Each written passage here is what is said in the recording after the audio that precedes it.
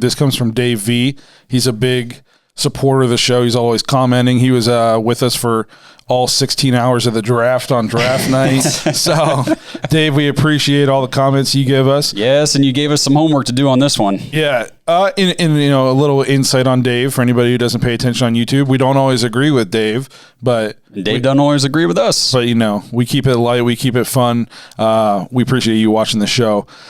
This was one that we were kind of going back and forth with him on. He commented and said, "You should go back and research the 2007 team, and you'll find out for yourself the two teams are clones. Derek Anderson and Baker Mayfield were both 3-year players with ups and downs. The offensive lines were both great. Jamal Lewis and Josh Cribbs were electric, just like Chubb and Hunt. Joe Jaravicis was just like DPJ and Higgins. Winslow produced what Hooper and Njoku did together. The defense was opportunistic, just like the 2020 defense. Name the players you think did it before the 20 team, because the 07 team had equal, if not more, players that did it too before. I've been a fan watching 55 years, and both these teams are identical twins. Oh, and last one, we laid the egg against the Jets in the game to go on the road for the playoffs. Was the same thing the 07 team did in Cincy that year. Derek laid the same egg in Cincy as Baker did playing the Jets." One thing I got to address right off the bat, you can't say Baker laid an egg against the Jets when he had zero starting receivers. Yeah. No wide receivers it was no active roster wide receivers were available for that game. Correct. Does not count. I'm sorry. No. That game was a joke. The only game worse last year was the game the NFL made the freaking Broncos play without a quarterback on the roster. Yeah. Why? Why even let them play the game? It was just made for bad football, bad TV. It was poor decision. So that's a complete moot point. Those games are not comparable in the slightest. Another thing here, I don't think you can compare Baker Mayfield and Derek Anderson. Derek Anderson is a career journeyman, a 6th-round draft pick, I'm pretty sure. Baker Mayfield, number 1 overall pick, Heisman Trophy winner in college. Broke the rookie NFL passing record. Got screwed into a second season with a brand new coach who is so far down now, we don't even know where he's coaching tight ends. Was his head coach / offensive coordinator. He took over a team in complete turmoil and led them to the playoffs in his 3rd season. And he was a top 4 quarterback last, 10 games last year?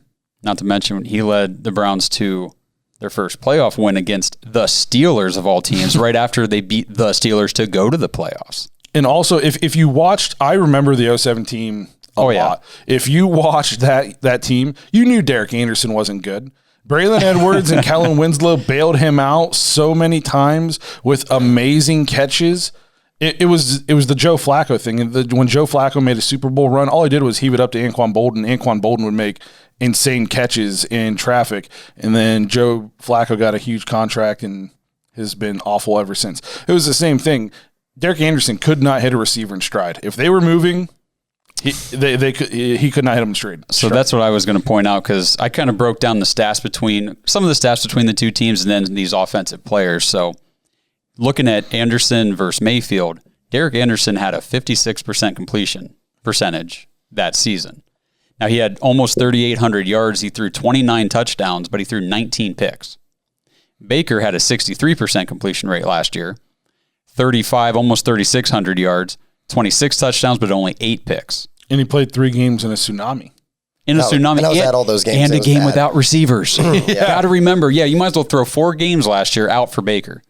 He'd have been easy over 4,000 yards, over 30 touchdowns last year. Correct. Mm-hmm. What was it? The Raiders game? The Raiders and the Eagles and the Texans. Yep. All three were terrible. Terrible. And you were there for all of them, right? 3 of them. Yeah. And it was literally the most awful weather I've ever sat through, and it was just every week it got worse. I remember the Houston game, it started, and I was there with my brother-in-law, and we were like joking around. We're like, man, it looks kind of rough. And by the time the national anthem was over, the whole stadium was just completely emptying out because there was just lightning striking like on the lake and tornado weather, So looking at the stats between these two teams, so in 07 we were 10-6, last year 11-5.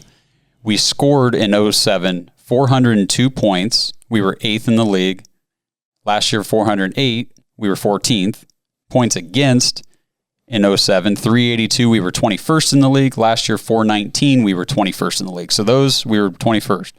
AFC North finish both years 2nd place. But that's kind of where the similarities kind of stop, don't you think? Well, my only thing, 100%. too, for Dave, he compared Joe Juravicius to DPJ and Higgins. Well, I mean, you're completely leaving out Landry as your number 2 guy. Yeah, Higgins is our number 3. Yeah. And then for the comparison with Jamal Lewis, I love Jamal Lewis. When he came to Cleveland, obviously he was at the end of his career. Headed towards the end of his career. And he was very, very good for us, but he was at the end. And to compare him to like a Chubb and a Hunt, where Chubb we're seeing prime time. Like he's only getting better every year. We're seeing young, sky's the limit right now with Chubb. And then you have Hunt, who he could go to any other team and be a number 1. So that's Jamal Lewis was in his 8th year in 2007, where Chubb's was only in his 3rd year last year, and Hunt was in his 4th. These guys are young. And Chubb, maybe I'm just being a homer here, but I think Nick Chubb is going to be at the end of everything, when everything's said and done, whether it's in Cleveland, wherever he ends up doing, I think we're going to look back and go, man, like he's going to be one of the best to ever do it. Yeah, well, we're going to go, man, like, I don't know, for us, we've seen some really good ones, running back wise, but I think we're going to look back and go, wow, man, we're really lucky that he was in Cleveland for as long as he was in Cleveland. I would say if I'm looking at players to compare, the only edge that 2007 team has was at tight end. For sure. Was For Winslow. sure. Winslow is an athletic. He was like a Dave Njoku athletically, only he could catch. Yeah. Correct. And he did it for 1 year. Right, and I don't know how you can compare Braylon Edwards in 2007 to Odell Beckham in 2020 when Beckham only played a handful of games. You know what I mean? And Braylon played, I think he played the whole season. He had 16 touchdowns that year. It's crazy. Which is crazy. But let's look at leading up to that. He was borderline people were talking bust. Yeah. That dude couldn't catch a cold before that year. No, it was rough. And then after that year, he couldn't catch anything. It was one season that he could catch anything. Yeah. And the 16 touchdowns is great, but the 80 catches OBJ in a healthy year gets that in his sleep. 1,200 yards, OBJ gets that in his sleep. The 16 touchdowns is definitely really solid, but let's not compare Braylon Edwards' career leading up to 2007 to Odell's career leading up to 2020. I remember Braylon Edwards being like a guy that, like, if he was double covered, he would make a fantastic catch. But if you threw him like a 45-yard bomb and he had 2 or 3 yards on the safety or whatever, he would drop it. It would just hit him right in the hands. Yeah, hit him right in the hands and he would drop it. Looking like Corey Coleman out there. Him and Greg Little. Greg Little, yeah. That's exactly who I was going to say. He was a deep threat, Greg Little. Greg Little was probably the worst I've ever seen. I guess I could say, yeah. The biggest thing was that 2007 team was so much like a flash in the pan type season. Correct. Everything. Yes. Derek Anderson got bailed out by a Braylon Edwards who could all of a sudden catch. Kellen Winslow took a break from peeping in on 80-year-old women and decided to play one season of football and not crash a motorcycle. Yeah, and not crash his motorcycle. Yeah. And we got one more really good year out of an old running back. It was so much of this team is the 2020 team is primed to make a huge jump in 2021. And that 2007 team, now you look back in retrospect and you actually look into it, I mean, they were not poised to take that next step. Yeah, and then just real quick, let's just shift over to defense. I mean, so if these two teams are clones, who's Myles Garrett's clone in 2007? I mean, they had Sean Smith, Robaire Smith. Willie McGinnis was 80 years old. Yeah. Andre Davis. Cameron Wembley. Yep, Wembley. DeQuell Jackson was good. Our best player. Yeah. But, I mean, I don't see, especially on the defensive side now, when you really look at the starting roster, it's ours. I mean, even in 2020, before the injuries, I mean, our D-line was pretty good last year. Yeah. And if there's no injuries, Greedy and Delpit are in that secondary. No injuries, no COVID. Think what Myles does. Yeah. And one thing I don't think we're talking about is, I guess he's only done it for 1 year, but Kevin Stefanski was coach of the year and he doesn't look like it was a fluke. And was Romeo Crennel coach of the year?